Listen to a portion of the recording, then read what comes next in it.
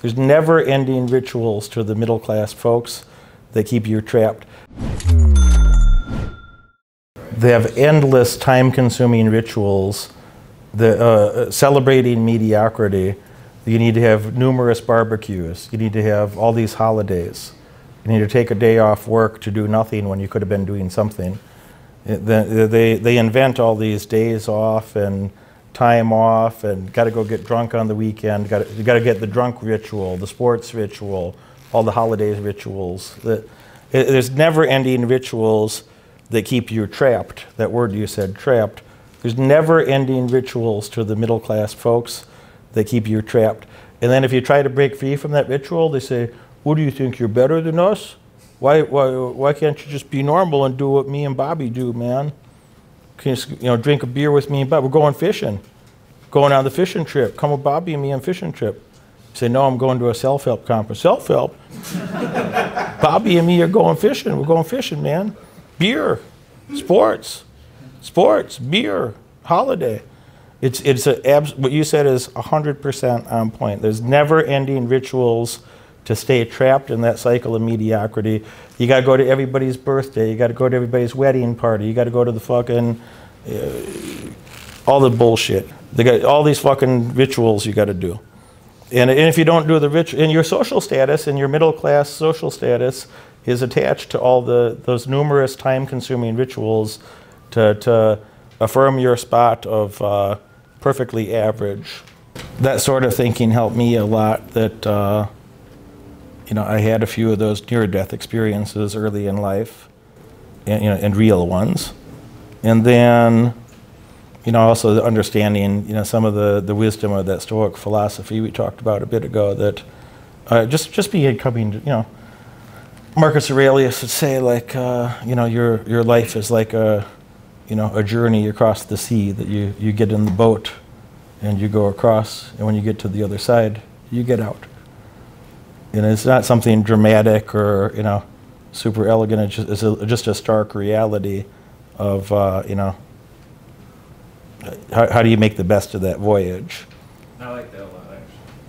Yeah, I'd go back to what we talked about with, Joel earlier. Is, how old are you right now? 30?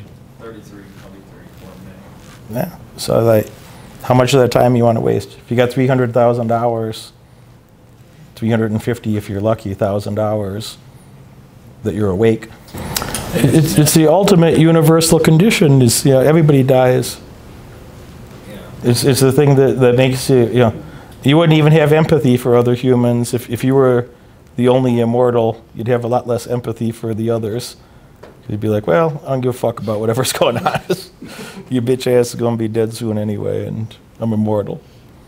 So it's kind of the thing that brings communities together in some ways, of social groups or other communities of identity around a tribe, around your social group, around a sports team, etc. Is that you want to have these big victories because your time is limited and you won't be able to do it at some point.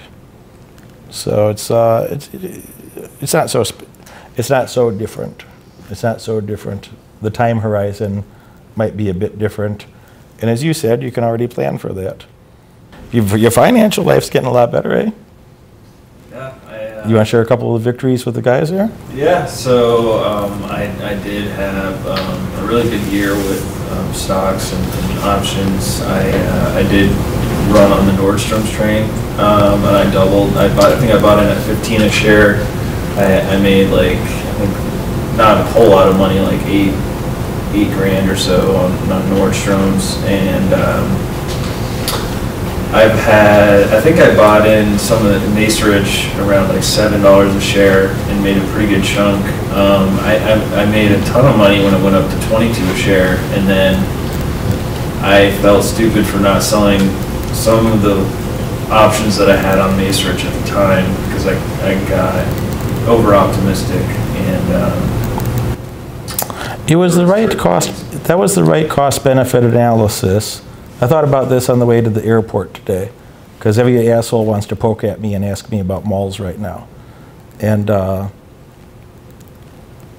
when the stock, if you don't understand the if you understand what a short squeeze really is, or the structure of how that happens, it's not a silly thought that that stock could be $100, not $25.99.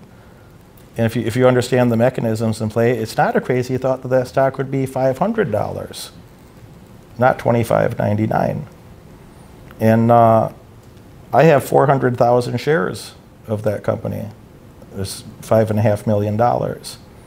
And just in that one stock. And I own several other stocks, and it's a chunk of money. And I didn't sell it either. And now, would I like to be able to sell it right now? Would I like to have those 400,000 shares be worth $12 extra? Well, yeah, that's a lot of money. It's another, what is that, 4-point-something million, 5 million. But I also think the stock's going to be worth a lot more than that later. So I had several friends that I had in-depth conversations with about it. If you made those decisions to sell under that circumstance, you might have done right on that trade, where you could have sold it there and bought back twice as much. But you can't predict what the fucking market's going to do. And whatever you feel about that, how would you feel if it went to 500 and you sold it at 22? That's the tough part. And it's not a crazy idea that, the other people here that understand the math of that, or the nuanced structure of what a short squeeze really is like, you made the right decision to not sell it at 20-some dollars. You might not feel that way at the moment, but if you had to play out that scenario 1,000 times over and over and over, if you had 1,000 scenarios, let me say it differently. If you had 1,000 scenarios with equal probability, but random outcomes, you made the right decision with a large sample size. So you be at peace with that. Also, just hold on to it, and I think it's going to be worth a lot more in the future anyway. But I see you nodding, thinking about this. You have a comment you'd make about that, the short squeeze situation, or? The comment I would add is, if you hold it for long enough, it's a long-term capital gains. And if you cash out, you're going to pay taxes on it at a lot higher level. You're going to keep less. Yeah. So by being patient, in the long run, you make more. The tax implications are significant. It's not a small thing. I mean, if you're making any kind of money, if you're making $100 grand a year, the tax implications are, you're going to pay 37% instead of 20%. So there's a lot of reasons that you made the right decision about that. If you had to do it 1,000 times in your life, you'll be happy. Large sample size, you'll be happy with the outcomes. Yeah, and I've had other little, call options that I've bought that I've had a series of ones that I've actually I guess I've gotten lucky on, because I've predicted a few of them. Just had a feeling that, people were going to start getting more of these types of things. But I like your philosophy on, you don't really know all the factors in the economy, because I've had a couple situations where everything went right and I still didn't get the profit because some stupid policy got passed and people shitted a brick over it, and there's no way to predict that really. So I'm more leaning toward buying and holding than call options now, but I still like to play a little bit with the call options. So, and I wouldn't have learned any of that without the Markets Mastery course. So that was probably my favorite course of all time. I'm very proud of it. I spent a lot of time on both of those. Many of you are going to be in the real estate course as well, and the modules you'll see. They're more than twice as long.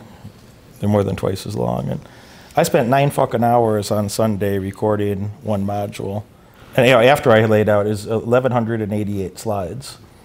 1,188 slides in a PowerPoint deck, and then boom, boom, boom, boom, boom, boom, working through that. So the final recording is going to be close to 2 hours or something when it's edited. But I spent 9 fucking hours just not constructing it. Just after you spent endless time constructing it, and that's just about financing. That's just about real estate financing specifically. So that one module is You'll see. But I'm not making another one of those courses, so I just wanted to make this one as good as I could. But I'm very proud of the other two as well. I'm very proud of the other two, and they're life changing for the people that do that. I feel like when I talk to you, it's like it's like a man, it's a grown up man now that's making real decisions, and it's an adult. And I feel like when we first met, that you want an affirmation or a confirmation, and you're reluctant to make a decision by yourself. And you touched on this earlier, but I really think you changed quite dramatically in that way. In the period of time that we've known each other, and I'm sure you're already seeing many differences in your own confidence or the way that other people treat you. I'm sure you're seeing that already, but I know that you're going to see it a lot more over time. That as you get more and more comfortable taking on bigger tasks and conquering bigger tasks, you're going to feel a lot more comfortable having more and more control and taking on bigger and bigger projects in your life, and you'll be successful at them. So you have the raw material, you have the right thoughts, you have the right personality to go do those things. So those few changes that you made I think they're very, very big for your life. Thanks. Yeah. You earned it. You gotta be more unapologetic than ever in a way that's fucking rude. In a way that's fucking rude. And the M&M thing, and I thought about this a long time ago. And did I want to live a life like some corporate executive where you got to filter your speech and you can't say this and you can't do that? And those people are the biggest freaks, by the way. So the corporate people that are stuck and they got administrative type roles or political type roles. Those are the people that do like freakish things in their private. Some guy like me, or you look at somebody like an Eminem, or you look at rap culture and if a rapper, pick your favorite rapper. If a rapper is like, nah, fuck you, well, that's a legitimate answer from that culture, It's a legitimate answer. There's a thing where T.I., which I'm disappointed in because I really liked a lot of T.I.'s music, but T.I. wrote like this 4-page thing. There's an interview with Lil Wayne a few years back, 5 or so years ago, asking Lil Wayne about this BLM thing, and Wayne said, "I ain't mad at no white people. So white people gave me $100 million. I ain't got no problem with no white people." And then T.I. writes like a 4-page eloquent letter, about how our kids played together, and I know you forever, Wayne, but this ain't right. You can't say anything good about white people. You can't do this, Wayne. And Lil Wayne's response to this 4-page letter is, FUK-YA, fuck you. That was his public response about this, shaming him for not being mad at people that gave him $100 million fucking dollars. People that supported him, cheer for him at his concerts, etc. Says, fuck you. And I'd rather live a life like that, that if you do anything interesting at all, you're going to have some haters. If you do anything interesting at all, you're going to have critics and haters. Your haters are your biggest fans. Critics are your biggest fan. A critic is a critic because they couldn't do anything. They didn't do anything themselves. They want to criticize somebody else and feel like they're involved in the conversation in some way. But they're totally incompetent to do anything in real life. People that hate on you are your biggest fans. You don't even have a brand. You've heard me say this before. If no one hates you, if people aren't talking bad about you, you don't even have a brand. Nobody even knows who you are then. First, you'll be ignored. Any business cycle, you want to go build a business? You're going to be ignored. You know what's worse than being hated? Ignored. You're going to be ignored. And then you're going to be made fun of. And then when your success is so obvious, is so painfully obvious to everyone that it's undeniable, then you advance on to the hater stage. Then you get real haters. First, you'll be ignored. Then you'll be mocked and made fun of. And then then when your success is so much that it hurts people's feelings because they're envious of what you've done, and they know somewhere in their head there's this potentiality that they could do it, but they're just not tough enough. They could see a vision that they'd like it, they want it more than anything, but they're not smart enough. They're not tough enough. And that's going to be your haters. That's what the haters are. You don't have a brand if you don't have that. So people are going to criticize. If you have any bit of success, people are going to criticize you. Pick any of your favorite brands in life. McDonald's, Tesla, Apple, any of your favorite brands. For sure there's a hater page. Fuck Apple. Fuck Apple. Fuck McDonald's. McDonald's isn't healthy. Did anybody fucking go to McDonald's because they thought it was healthy? No, God damn it, you just wanted to go to McDonald's that day. So fuck people who don't like McDonald's. And this is really a program for people who want to get ahead with their business, get an unfair advantage over competitors, but also for people who want to get ahead in their careers. And moreover, I think if you know Derek for some time on his channel, then it might not be surprising that the advice he gives you in this program is also applicable to the rest of your life. So you really learn about how to think holistically about economics or psychology, how humans behave. And he has a very unique perspective on these topics. And those topics had a direct impact for my own business, for example, in risk assessment. He presents many different, very strategic and thorough examples on how to assess risk. This led to conclusions that will save me costs in the 6 figures or 7 figures even. And the same goes for negotiations. They were helping me to close a deal I was negotiating on for almost 1.5 years. It came to a better outcome than I expected, for both parties satisfying, and it will have also a 6 or 7 figure impact. So I think all in all, this program is very dense. It will certainly help me in the future also go through it many times, and whenever I have a specific problem, this program will help me to go into this specific advice I will need for that situation.